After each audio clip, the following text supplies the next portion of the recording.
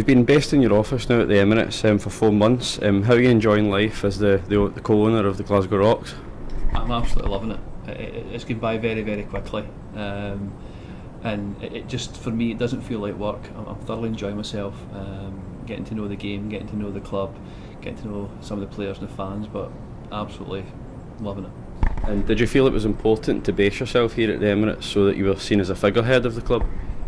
Not necessarily a figurehead, but I certainly wanted to be based here. I wanted to be in and out of the office pretty much every day. I mean, this is my job, so I think it's important that I know what's going on. I'm new to this. I'm new to the sport. I'm new to the Rocks, so I think it's important. I spent a lot of time in the office getting a feel for how things work. So, yeah, crucial that I be seen here and that I'm visible. In terms of the figurehead, I think that's less important. I think it's more important that somebody like Tony as our coach, some of our senior players are the guys that are seen in the media. I still very much see my role as being out there promoting the Rocks and trying to put my hands in people's pockets and get some money out and the supporters and the various different sponsorships and partnerships that we're doing. What is the dynamic of the relationship between yourself and your fellow co-owner, David Lowe? I mean, David's very much a backseat partner, and I think maybe he'd be more visible than he was in previous to my time, but he's still very much in the background. He's letting me run it on a day-to-day basis, but it'd be rude of me not to reach into his address book and get close to some of his contacts. But I think he's more enthused about it now than he ever been, and he's as excited as David can be about something. But yeah, he's there when I need him, and I need his support, and he's very much takes the position. He sits on the BBL league, he sits on their board, so he's very much dealing with other owners and things like that while I find my feet here. How pleased have you been with the quality of the staff that you've found and infrastructure here at the Glasgow Rocks? I mean, I think the infrastructure is, in speaking to other owners, they're quite envious of what we've got here in terms of the facilities, the arena, the strength and conditioning, the physio, and all of those things that we have here are as good, if not the best, in the league. They really are. In terms of the staff, I mean, Dan's been running this himself for a long time as a one-man band. I mean, he really has been doing everything. He's been supported in the last 12 months by OD, and then I've come in myself latterly, and we're getting support from yourself and a lot of the media, the stuff that you're doing here, and we want to bring in a couple of interns in to add to the team. But in terms of quality, the output of Dan's work, and in particular OD, the imaging and that he puts out there, and just a general work ethic, these guys are here like all the time. I can sometimes try and beat them in, but I haven't done it yet, and they're always here when I leave, so they're certainly, they've got the shoulder at their wheel and they're pushing really, really hard, and they're working hard for this team. And you said that most of your time is now invested in the Glasgow Rocks. Do you feel that your experience as a CEO has helped deal with the pressure of being the co-owner? I don't know about that. I mean, I genuinely don't feel any pressure. I feel blessed to be able to be in a position to call this my job and my work. I'm not feeling the pressure. Maybe if you ask me that in 2 or 3 months' time, when we're well into the season and maybe things aren't going our way, then maybe I will start feeling pressure. But right now, I'm not saying it's a breeze, but I'm enjoying it. Probably for the first time in a long time that I've really thoroughly enjoyed the work that I'm doing. Like I say, I'm repeating myself, but it doesn't feel like work. With just over a month to go until the season, fans are wanting to know a bit of progress on the transfer front. Have you anything to update them with?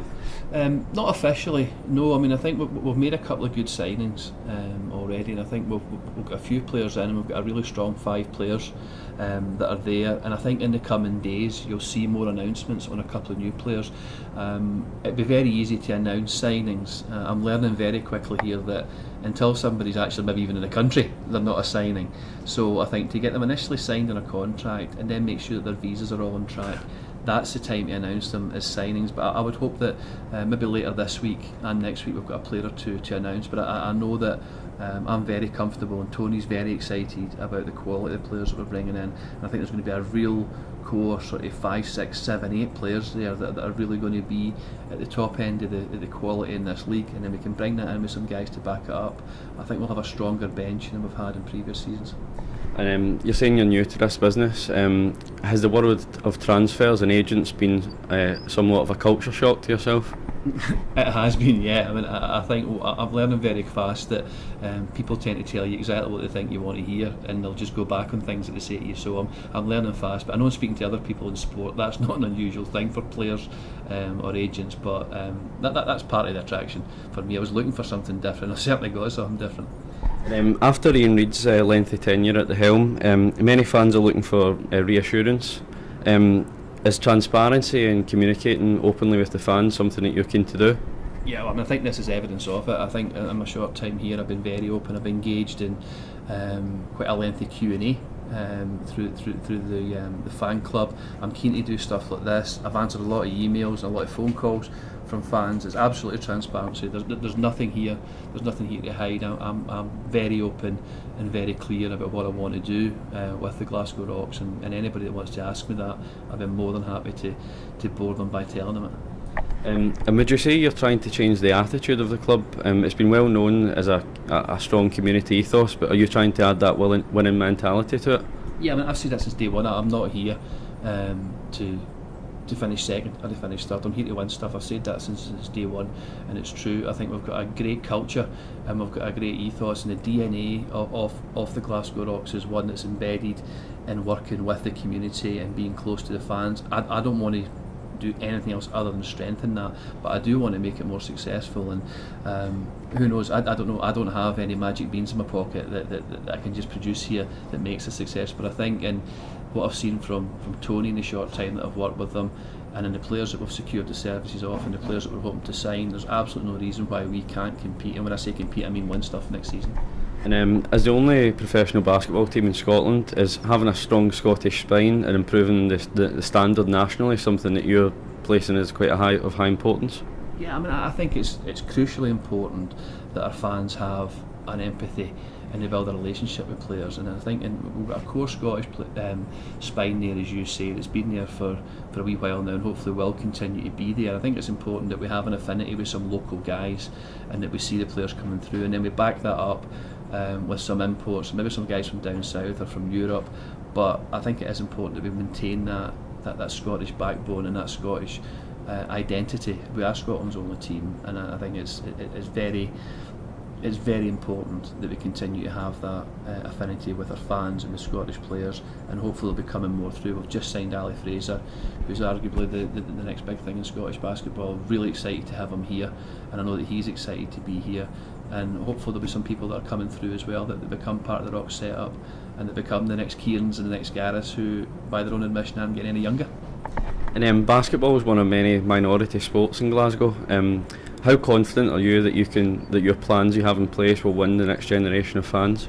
I think we are in a minority sport, and I'm very aware where we are in the food chain of sport in this city. We're a football obsessed city, and you think we'd be better at football given our obsession with it. But when I get really encouraged when I look, albeit not as much of a minority sport, but I see what they've done at Glasgow Warriors, out at the rugby, out at Scotstoun out there. I think it's phenomenal. If somebody said to me 10 years ago there'd be such a thriving rugby team operating in Glasgow, I'd have raised my eyebrow at that.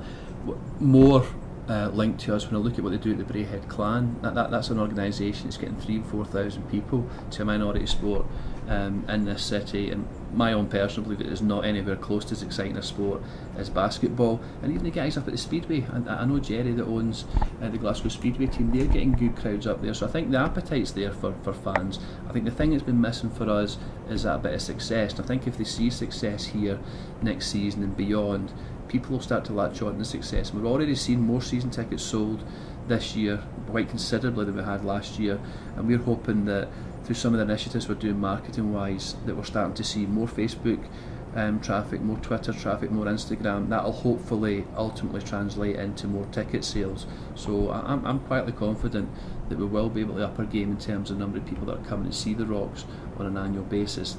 The big thing that'll be the game changer for us is if we get a bit of silverware under our belt next season. I think that'll be the real game changer for us. The Forest deal was described as a game changer for the club. What do you think that'll do in terms of the club's profile in the city? Well, I mean, I genuinely believe that. I don't want to sound too dramatic and over-egg it, but the advertising that we've got available now to us through our partnership with the Forest Group, it's just something that is way beyond my expectations of what I thought we'd be able to achieve. And I think, as I've just said there about the increased traffic we're seeing on our social media, that spike has come as a result of that. It's not a coincidence. We sat down yesterday and I was chatting to OD about it, and we've not seen a spike like that, and that's coming on the back of having 2 weeks now of being on every screen. I think there's 13 or 14 screens in the city, and we're on every single screen every single day from 6 in the morning until midnight. I'm sure all of our fans have seen them, and I know that I'm getting a lot of feedback from people that I know, and even people that I don't really know that well, that are telling me they're seeing us out there. So we shouldn't underestimate the power of that advertising. The ultimate measurement for that will be ticket sales, and hopefully that will translate through. Do you plan on promoting the Rocks out with Glasgow? Is there fans out there that travel from across the country? Is that something that you plan to change, or? Yeah, I mean, I'd like us. I've actually, by sheer coincidence, I'm meeting with Visit Scotland tomorrow. There's some of the Scottish tourist things that I'm looking to do. Equally, Forest Group do have a couple of screens in Edinburgh. We're going to be appearing on those screens in Edinburgh, and they've also got a couple of screens in Newcastle. So I think it'd be rude of us not to appear on those screens in Newcastle and let those guys know that we're coming for them in the next couple of months. And what are your aspirations for Glasgow Rocks and the sport of basketball in general in the long term? I mean, I've been consistent in the short term. It was about bringing a bit more income into the club to allow us to do a wee bit more on the court and off the court as well. Shorter term as well, next season we want to be finishing top 4, and we want to be winning at least one piece of silverware next season. And again, being consistent in this, ultimately I want, within 5 years, I want to see us playing in some sort of form of European basketball, and I would hope that that wouldn't take us 5 years, but certainly within 5 years that would be a realistic ambition. I don't think we're shooting for the moon on that. And you previously said that the fan experience was one of the things that drew you to the sport of basketball. Is there any changes you have planned? No, I mean, like I say, that ultimately that's what sold me on the Rocks, was coming along and experience again here at the Emirates. So I don't want to throw the baby out with the bathwater to say and change anything. I have met with Kieran, who's a sort of game day DJ, and I spent a bit of time with Dan and OD talking about it.